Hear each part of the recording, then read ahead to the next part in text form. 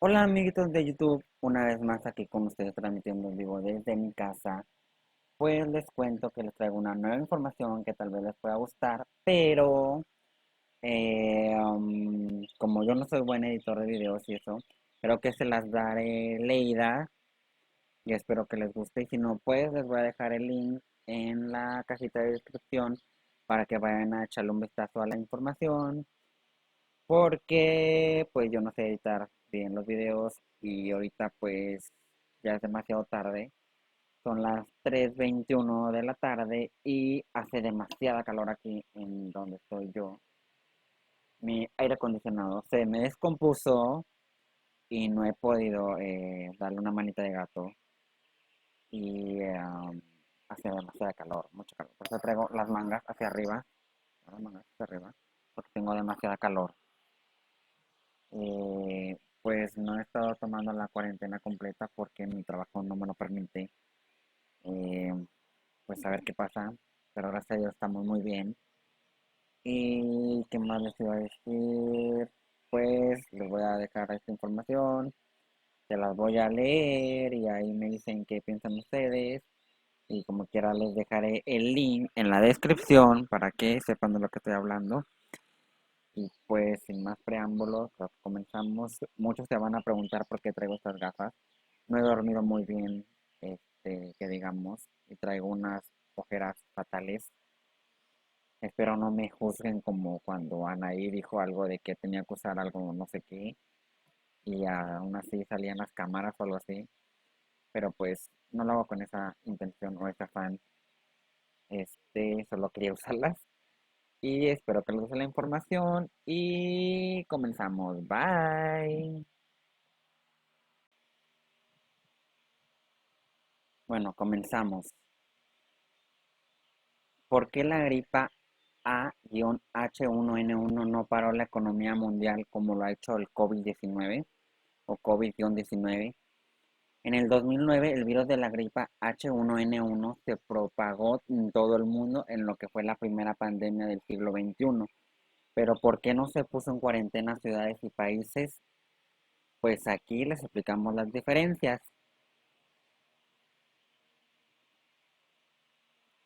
La pandemia de H1N1 afectó a más de 200 países entre el 2009 y el 2010. Yo me acuerdo que en el 2009 o 2010 estaba trabajando, no puedo decir el nombre de la empresa, pero no fue así tan brusco o tan drástico. Tengo calor, por ejemplo. No fue tan brusco, tan drástico que llegase a lo que estamos viviendo ahorita. Bueno, punto y aparte. Para contener la pandemia del nuevo coronavirus, el tercio de la población mundial vive actualmente bajo medidas de aislamiento. Esas decisiones causaron el cierre de comercios, aeropuertos, empresas, actividades culturales y deportivas y han obligado a las personas a quedarse en sus hogares.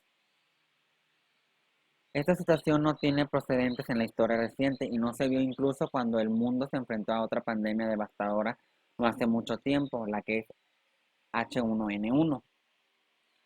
También llamada gripe porcina, fue causada por un nuevo virus que mutó en los animales y comenzó a infectar a los humanos en quienes causa una enfermedad que puede ser grave.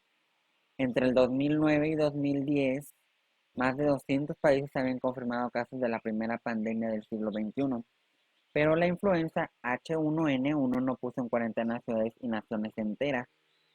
En algunos países los viajeros eran examinados, supuestamente, se daron casos sospechosos e incluso se suspendieron las clases, pero la propagación de ese virus prácticamente no paralizó algunas de las economías más grandes del mundo como vemos ahora. Y ya después de una década, todo ha cambiado porque creo que este virus H1N1 y COVID-19 pues tienen características muy diferentes. Aquí que China, Francia, España, Italia, India y Reino Unido han tomado medidas drásticas para frenar el progreso de SARS-CoV-2, el nombre oficial del nuevo coronavirus, pero más conocido como el COVID-19. todos lo conocemos prácticamente así, o literalmente así. El presidente de Brasil, Jair Bolsonaro, critica las medidas de aislamiento que están aplicando muchos países porque dicen que perjudica la economía. Sin embargo, hay países como Brasil que se han negado a seguir el mismo camino. De hecho, han estado actuando en la dirección opuesta.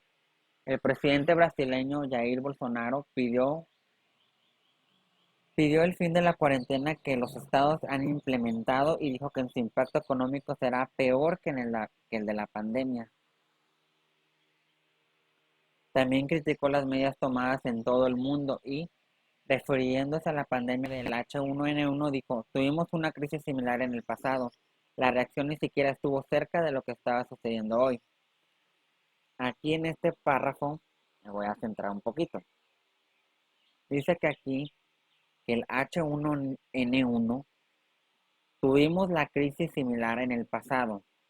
Sí, pero en el pasado no era tan propensa a contraerse como lo es el COVID-19. El COVID-19 es más contagioso que la gripa porcina H1N1, lo cual no impactó tanto en esos años 2009-2010 porque no era el nivel de R sub 0 no era tan contagioso como antes. Y lo del R sub 0 me refiero que lo sé porque leí una información y de hecho está publicada en mi canal de YouTube. Ahí búsquenlo para que vean que estoy diciendo que es verdad. Para que no vayan a decir que estoy diciendo mentiras. Bueno, prosigamos. ¿Están justificadas estas respuestas drásticas al nuevo coronavirus o se exagera? Los médicos, virólogos y economistas consultados por la BBC Brasil dicen que estas medidas son necesarias en este momento, porque el SARS-CoV-2 tiene características diferentes al H1N1, es lo que les decía ahorita, y ha causado una pandemia más grave contra la cual no tenemos armas más que aislamiento social. ¿Qué diferencia hay entre el SARS-CoV-2 del H1N1? Bueno, aquí las vamos a ver ahorita. Espérenme tantito. Bueno, el nuevo coronavirus es más transmisible que el H1N1. Oigan bien. En abril del 2009 se identificó que el H1N1, un subtipo sin precedentes de virus de influenza que causa gripe en México y Estados Unidos. No sé qué, por qué pusieron nomás México y Estados Unidos. Bueno, prosigamos. 4 meses después se había... Ah, sí, sí, porque se originó creo que en México, pero no me acuerdo exactamente en qué ciudad, o, si, o en Estados Unidos, uno de esos dos, pero no me recuerdo en qué ciudad exactamente. 4 meses después se había extendido a más de 120 países y había enfermado a decenas de miles de personas. Al igual que el SARS-CoV-2, el nuevo 1H11 se transmitió al toser y estornudar o por contacto directo con una persona infectada y con secreciones respiratorias. ¿Qué le hace el coronavirus al cuerpo? Pero el H1N1 era 2 veces menos transmisible, es lo que les decía de los R sub 0. Chequenlo en el canal, por favor, para que no digan que estoy echando mentiras. Bueno, pero el H1N1 era 2 veces menos transmisible que el nuevo coronavirus. La Organización Mundial de la Salud, OMS, señala que una persona con H1N1 puede infectar a 1.2 a 1.6 personas. El índice del SARS-CoV-2 varía ampliamente de un lugar a otro, pero un estudio reciente utilizado como referencia por el para Control y la Prevención de Enfermedades en Europa revisó 12 investigaciones sobre el tema y encontró una tasa promedio de contagio de 2.79 personas, prácticamente el doble, o si no me equivoco, el triple de contagio. Así que se queda muy atrás el H1N1. Aquí está, mira. El nuevo coronavirus es 2 veces más transmisible que el H1N1, perdón. Sin embargo, su rápida propagación ha llevado a los epidemiólogos a revisar el índice y sugerir que es mayor que 3, asegura el científico Neil Ferguson del Imperial College de Londres en Reino Unido.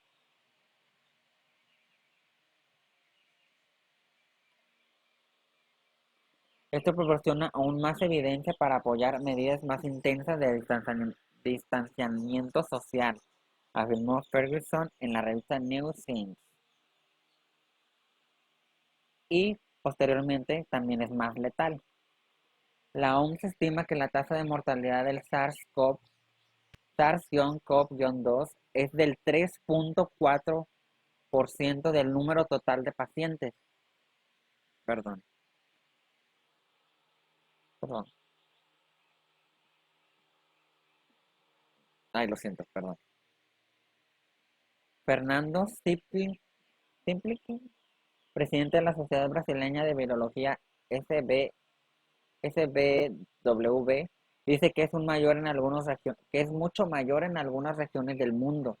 En Bérgamo, Italia, está en el rango de 12%. Si pensamos que con la gripe común tenemos de 1 a 2% entre los pacientes mayores, que ya es alta, lo que estamos viendo ahora es aterrador. Analiza. Sin embargo, los científicos advierten que esta cifra puede ser mayor, ya que solo se ha avalado una minoría de la población. Es que sí, hay que tener mucho cuidado, gente, mucho cuidado. El H1N1, ay, el H1N1, perdón. El H1N1 surgió en México. Surgió en México en el 2009 y se expandió por todo el mundo. Muchas personas asintomáticas o con síntomas leves no serían parte de las estadísticas oficiales de casos confirmados, lo que produciría una tasa de mortalidad más alta que la real. Los consultores científicos del gobierno británico señalan, por ejemplo, que esta tasa probablemente esté entre el 0.5% y el 1%. Aquí nos pauta los síntomas del COVID-19, que los síntomas más comunes son la tos, la fiebre y el cansancio. Entre otros síntomas nos marca aquí que la congestión nasal, secreción nasal, o sea, escurrimiento, dolor de garganta, dolor de cabeza, diarrea, fatiga y dificultad para respirar. Y una pauta muy importante aquí que nos aclara, que dice que las personas infectadas no necesariamente presentan todos los síntomas. En algunos casos pueden no tener ninguno. En caso de presentar este síntoma, se recomienda buscar atención médica. Sin embargo, Sipilki dice que solo será posible saber cuál es el índice exacto si las pruebas de la enfermedad se hacen de forma masiva, lo cual por el momento no se puede hacer porque faltan materiales para los exámenes y aparte pues cuesta mucho dinero. El sistema se diagnosticó, el sistema de diagnóstico está saturado. Todos los países están tratando de realizar más cantidad de análisis y esto ha aumentado demasiado la demanda, dice el presidente de CBW.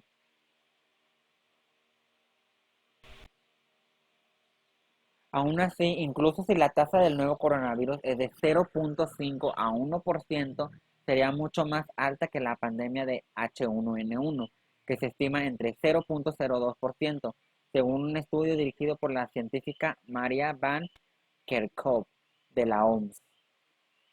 Una posible razón de esto dice que si Spilky es que el SARS-CoV-2 parece matar más directamente que un virus como el H1N1. Normalmente una infección viral está asociada a otros elementos, como bacterias, que complican el cuadro clínico, pero la evidencia señala que el nuevo coronavirus puede generar una enfermedad grave por sí solo y llevar al paciente a la muerte.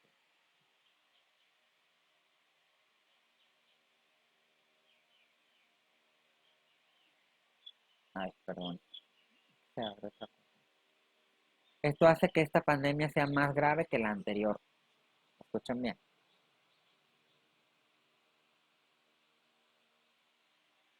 Estos dos aspectos, la mayor transmisión, discúlpenme, pero no sé qué, perdón, fallas técnicas, como todo. Sorry. Esto hace que esta pandemia sea más grave que la anterior. Estos dos aspectos, la mayor transmisibilidad y mortalidad del SARS-CoV-2, se reflejan en las cifras oficiales de la OMS para las dos pandemias. En casi 16 meses de la pandemia de H1N1, la organización contabilizó más de 493,000 casos confirmados y 18,600 muertes. La pandemia actual aún no lleva 3 meses y ya ha excedido ese número de contagios y víctimas fatales que la anterior. Por eso es lo que les comentaba hace rato de los R subceros, que se informen bien. Subí un video ahí, que espero que lo vean. Por eso les decía que se cuiden mucho porque es mucho más contagioso que el H1N1. Por eso en el 2009-2010, alrededor de ese año, no se hizo tanto caos ni nada porque no era tan contagioso. Y después de una década, estamos viviendo otra pandemia, pero más grave. Así que tómenlo mucho en cuenta. En menos de 3 meses, la pandemia del SARS-CoV-2 ya superó a la de H1N1 en contagios y muertes. Hasta el 31 de marzo, la OMS había registrado 750,890 casos confirmados y 36,405 muertes. Un tercer factor es importante para explicar los números de esta pandemia en una comparación con el 2009. Ninguna persona tiene inmunidad contra el SARS-CoV-2, a diferencia del H1N1, que afectó a menos personas mayores que una gripe común. El, vir- el virólogo Anderson Brito, del Departamento de Epidemiología de la Escuela de la Salud Pública de la Universidad de Yale en Estados Unidos, dice que esto probablemente esté relacionado con otras dos pandemias anteriores, la gripe asiática en 1957 y la gripe de Hong Kong en 1968, también causadas por otros virus de la gripe. Las personas mayores de 60 años ya estaban algo inmunizadas por esos virus y no se contagiaban o podían reaccionar mejor, describe Brito. El nuevo coronavirus parece ensañarse violentamente con la gente mayor. Pues claro, porque tienen sus defensas más bajas que las demás personas. Por eso hay que cuidar mucho a nuestra gente mayor, nuestros abuelitos, um, gente de la tercera edad, etcétera, etcétera. No hay medicamento contra el coronavirus o no hay medicamento contra el virus como en el 2009. Hasta ahora no existe un antiviral para combatir el nuevo coronavirus, pero cuando ocurrió la pandemia del H1N1 ya había medicamentos de este tipo para el virus de la gripe común. Entonces, en el 2009, dos antivirales, el oseltamivir, perdón, el oseltamivir, más conocido en el mercado como el Tamiflu, y en menor medida el Zanamivir, se usaron para combatir el H1N1. El oseltamivir había sido aprobado en 1999. Imagínense, 1999. Ya hace más de 20 años, por ahí. Sí, 20 años. Bueno, por la Administración de Alimentos y Medicamentos FDA. Y lo mismo sucedió en Europa 3 años después. El Zanamivir también fue recomendado en Estados Unidos y Europa contra la influenza en el 2006. En el 2009 se desarrolló rápidamente una vacuna contra el H1N1. Ahora es un escenario muy diferente. Pero cuando comenzó la pandemia en el 2009, no había evidencia científica de que estos medicamentos funcionarían contra el H1N1, explica el neumólogo Pablo Teixeira, profesor de la Universidad Federal de Ciencias de la Salud de Porto Alegre. Estábamos en la misma situación que ahora, sin evidencia de un medicamento que funcionara, pero oseltamivir comenzó a aplicarse en los casos más graves porque no había otra opción. Solo después de los estudios se demostró que ayudó a combatir la enfermedad y redujo la mortalidad, relata Teixeira. El especialista explica que después de las epidemias de otros coronavirus, el síndrome respiratorio agudo severo SARS en el 2003 y síndrome respiratorio del Medio Oriente MERS en el 2012, hubo intentos de crear antivirales contra este tipo de virus, pero lo que se ha probado no ha demostrado ser efectivo y desde entonces no se han realizado nuevas investigaciones. Creo que estos dos virus sucedieron los dos en China. No estoy muy seguro, pero creo que los dos surgieron en China, uno en el 2003 y el otro en el 2012. Tal vez hubo una falta de interés por parte de la industria farmacéutica que prioriza los medicamentos para enfermedades crónicas, dice Teixeira. No existe en la actualidad un medicamento para luchar contra el nuevo coronavirus. Ante la nueva pandemia se están probando medicamentos contra SARS-CoV-2 que se usan hoy para otros virus.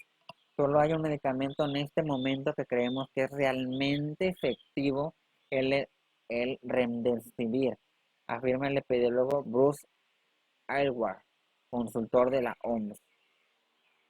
Aquí nos dan otra pauta de cómo el jabón destruye el coronavirus. Dice aquí que el virus está envuelto en una capa lipídica de grasa que protege su material genético. Las proteínas le ayudan a infectar las células humanas, que son la coronita donde se inyecta.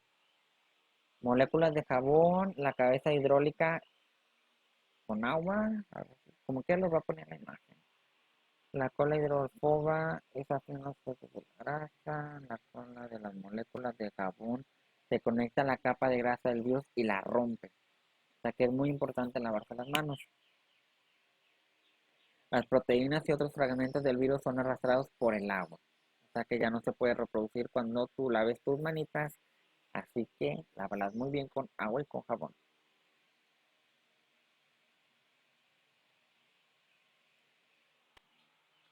Dice que ese fármaco, el que les mencioné ahorita, el Remdesivir, dice que ese fármaco se desarrolló para combatir el ébola. Parece ser capaz de matar una amplia variedad de virus, pero los estudios están en progreso. ¿Se acuerdan que cuando salió el ébola? Yo entré en pánico con el ébola. Con este virus también he entrado un poquito en pánico, no mucho. Pero el ébola me causó una gran ansiedad y miedo porque no sé si es verdad, pero decían que el ébola, el virus ese, iba carcomiendo tu piel. Y para mí fue una cosa que me dio tanto miedo y tanta ansiedad. Dije, ay, no puede ser que no llegue aquí a México. Gracias a Dios no llegó, pero ahora tenemos todo este caos, problema con COVID-19. Pero pues ahí les dejo de tarea que si quieren buscar algo del ébola, pues lo busquen. Un antiviral específico lleva un año y medio, dos o incluso más para crearse. Imagínense, estamos a mitad, casi a mitad del año 2020 cuando el coronavirus creo que se inició bueno, fue en Wuhan en el 2009, pero no sé si fue en noviembre o a principios de diciembre, así que todavía nos queda toda una batalla por seguir.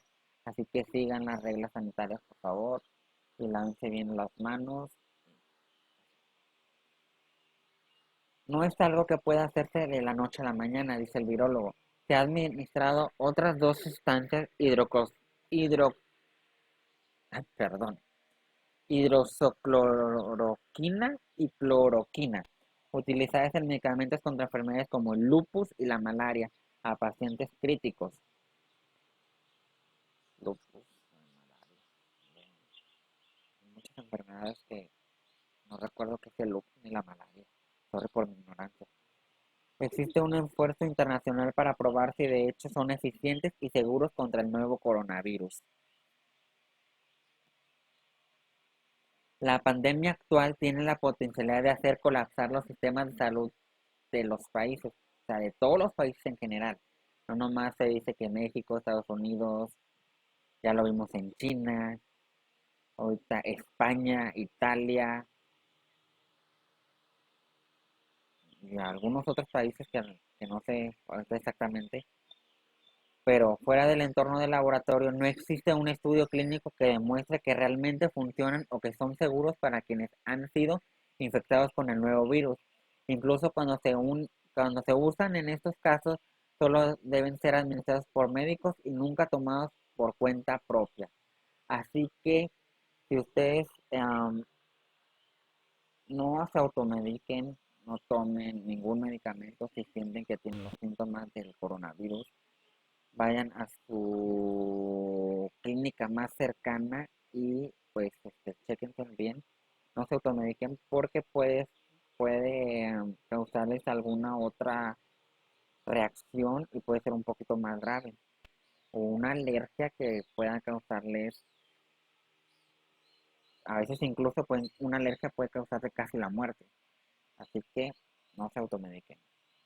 No son medicamentos fáciles porque tienen efectos secundarios y deben usarse con moderación porque pueden tener efectos tóxicos, es lo que les decía, que puede causar un daño irreversible a tu organismo. Y no será posible producir una vacuna tan rápido como antes. La investigación sobre una vacuna contra el SARS-CoV-2 está avanzando rápidamente y se están desarrollando más de 20 versiones, pero aún debe asegurarse de que funcionen y sean seguras. E incluso si esta demuestra que es efectiva, será necesario tener formas de producirla en masa. O sea que es mucho el trabajo, así que no podemos atenernos a que se produzca la vacuna tan rápido. Así que hagan conciencia y tomen sus medidas de seguridad y de higiene. Varias organizaciones en el mundo trabajan contra reloj para desarrollar una vacuna para el COVID-19. Por eso, los pronósticos más realistas dicen que una vacuna contra el nuevo coronavirus no estará disponible en menos hasta mediados del próximo año. O sea que aproximadamente hasta julio. O sea que nos queda una larga batalla por y seguir con las medidas de higiene, por favor. En la pandemia del 2009, el pronóstico era más optimista porque ya había una vacuna contra otros virus de la gripe. Se trataba de adaptar lo que existía para crear una versión capaz de conferir inmunidad contra el H1N1 y fue posible aplicarlo a la población a partir de noviembre de ese año. Yo recuerdo que sí, porque en una ocasión, no me acuerdo que fue a consultar al seguro social, y me dijeron, ya tenemos vacunas contra H1N1, las estamos aplicando. Dije, ok, perfecto. Y me la aplicaron y pues, genial. El número de casos nuevos ya había disminuido en todo el mundo para ese momento, pero esto era importante para controlar la pandemia desde el 2010 y permitió a la OMS declarar su fin en agosto de ese año. Jugó un papel en la reducción de la magnitud de la segunda y tercera ola de infecciones en el 2010 y un impacto mayor en el 2011, asegura Phil Spelke. Hasta ahora, lavarse las manos y usar alcohol en gel son las maneras más efectivas de prevenir el contagio del coronavirus. Aquí voy a hacer un espacio en eso que dicen, porque usar el gel antibacterial en exceso reseca tus manos horriblemente. Incluso puede hasta tostarte la piel o agrietarte la piel, algo así.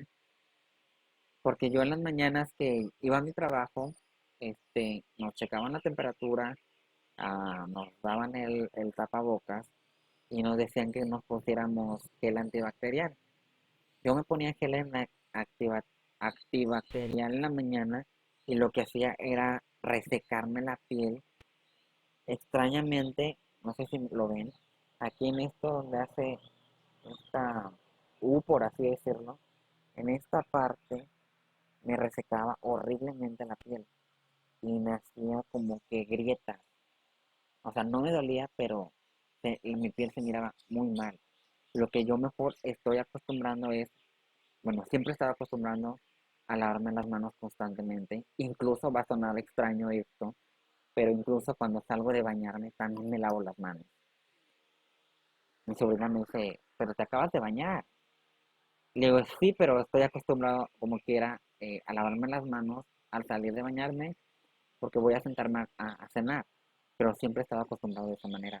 No me pregunten por qué, porque ni yo lo sé, pero es algo que adquirí con el tiempo, porque igual yo no puedo sentarme a comer aunque vaya a un restaurante o a una fondita o así, a X lugar, sin antes lavarme las manos. Bueno, todo este conjunto hace que la pandemia actual tenga un mayor impacto en los sistemas de salud. Los datos científicos actuales indican que, en promedio, el 80% de las personas infectadas con el nuevo coronavirus son asintomáticas o tienen síntomas leves, pero el 15% desarrolla formas graves de COVID-19 y el 5% alcanza un estado crítico. Aunque estos casos más graves son minotarios, minotarios, ándale,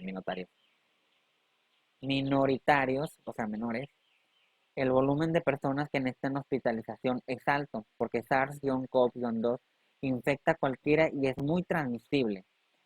Esto puede abrumar el sistema de salud de un país, como quedó claro en los más afectados como Italia y España, lo que les decía, y también China, donde se construyeron hospitales en pocos días para, para manejar el gran volumen de pacientes.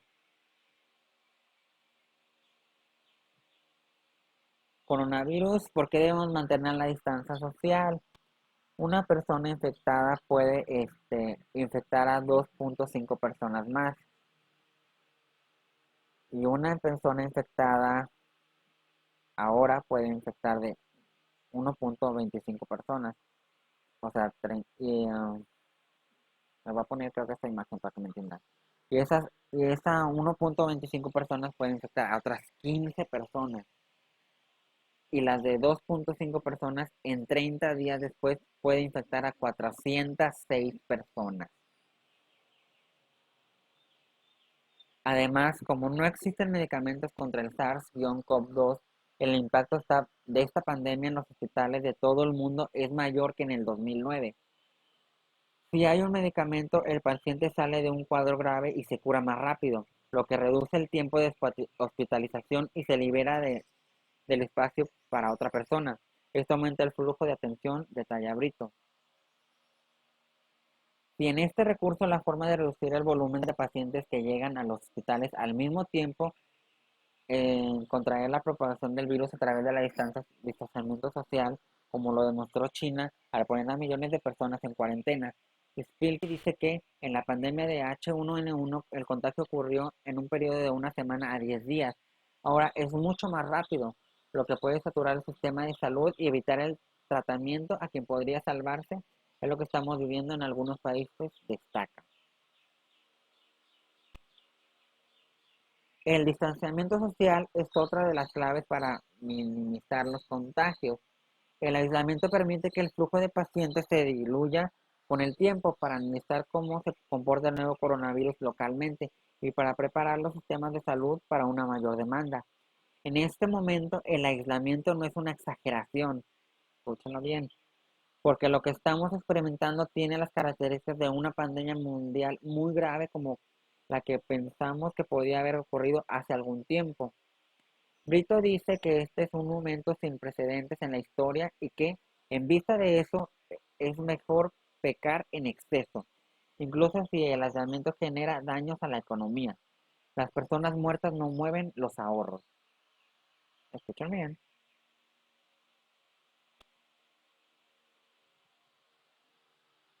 ¿Cómo se produce el coronavirus en el cuerpo? El virus encaja sus proteínas S en los receptores de ACE2 de la célula.